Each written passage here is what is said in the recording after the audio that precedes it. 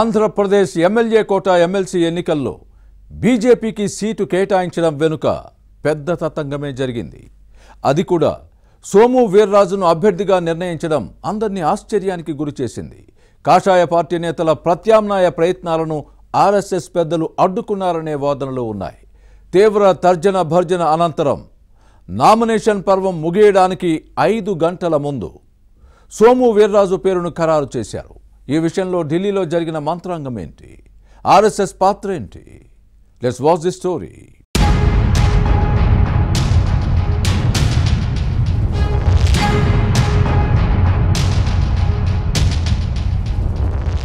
ఏపీలో ఎమ్మెల్యే కోట ఎమ్మెల్సీ ఎన్నికల్లో బీజేపీ అభ్యర్థిగా సోము వీర్రాజును నిర్ణయించడం వెనక పెద్ద లాబియింగ్ జరిగింది. కమలం పార్టీ పెద్దలు ఒక పేరును ప్రతిపాదిస్తే ఆర్ఎస్ఎస్ నేతలు జోక్యం చేసుకుని దాన్ని పక్కన పెట్టించడం చర్చనీయాంశంగా మారింది. 5 ఎమ్మెల్సీ స్థానాల్లో 1 సీటును జనసేనకు కేటాయించింది తెలుగుదేశం. దీంతో పార్టీ ప్రధాన కార్యదర్శి నాగబాబు పేరును ప్రకటించడంతో నామినేషన్ వేశారు. మిగిలిన 4 స్థానాలకు టీడీపీ పోటీ చేస్తుందని భావించారు. ఈ నెల 9న మధ్యాహ్నం వరకు ఇదే పరిస్థితి కొనసాగింది. కానీ 1 గంట ప్రాంతంలో సీన్ చేంజ్ అయింది. బీజేపీ జాతీయ అధ్యక్షులు జేపీ నడ్డా టీడీపీ అధినేత చంద్రబాబుకు ఫోన్ చేసి తమ పార్టీకి ఒక ఎమ్మెల్సీ ఇవ్వాలని కోరారు. అయితే పార్టీలో పోటీ ఎక్కువ ఉందని సర్దుబాటు సాధ్యం కాకపోవచ్చని చంద్రబాబు చెప్పేశారు. ఆ తర్వాత మధ్యాహ్నం 2:30 గంటలకు కేంద్ర హోంమంత్రి అమిత్ షా నేరుగా చంద్రబాబుకు ఫోన్ చేసి ఎమ్మెల్సీ స్థానం గురించి ప్రస్తావించారు. దీంతో ఒక స్థానాన్ని బీజేపీకి ఇవ్వక తప్పలేదు.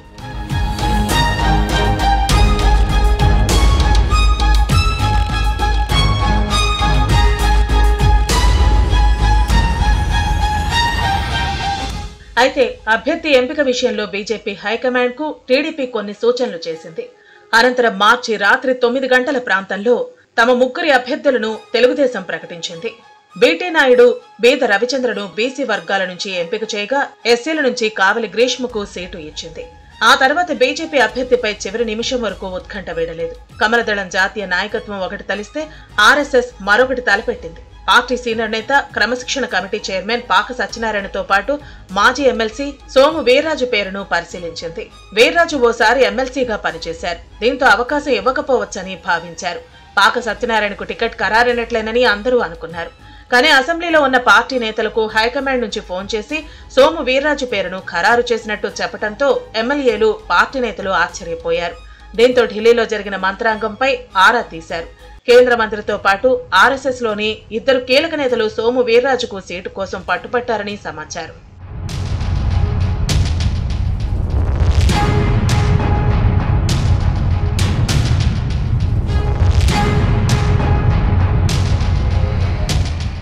అయితే ఈలోపే కొందరు రాష్ట్ర నేతలు బీజేపీ జాతీయ నాయకత్వానికి ఫోన్ చేసి సోము వీర్రాజుపై ఫిర్యాదు చేశారు. ఎమ్మెల్సీగా రాష్ట్ర బీజేపీ అధ్యక్షుడిగా ఉన్నప్పుడు వైసీపీ ప్రభుత్వానికి సహకరించారని ఆరోపించారు.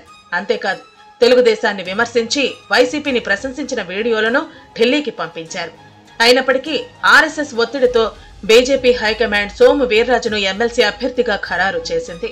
పార్లమెంటు సమావేశాల కోసం ఢిల్లీ వెళ్లిన పార్టీ రాష్ట్ర అధ్యక్షురాలు పురంధేశ్వరి మళ్లీ ఆగమేఘాల మీద తిరిగి విజయవాడ చేరుకున్నారు.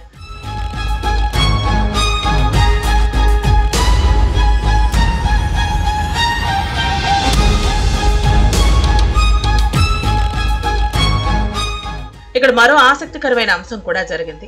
ఈ నెల 10న మధ్యాహ్నం 3 గంటల వరకే నామినేషన్లకు గడువు ఉంది. అభ్యర్థి నామినేషన్ తో పాటు దాఖలు చేయడానికి పార్టీ తరపున ఇచ్చే ఏబీ ఫారాలు ఏపీ బీజేపీ ఆఫీసులో అందుబాటులో లేవు. పార్టీ జాతీయ అధ్యక్షుడు జేపీ నడ్డా సంతకం చేసిన 2 ఫారాలు హైదరాబాద్ లోని తెలంగాణ కమలదళం కార్యాలయంలో ఉన్నాయి. దీంతో బీజేపీ ప్రధాన కార్యదర్శి ద్వారా ప్రత్యేక విమానంలో విజయవాడకు పంపారు.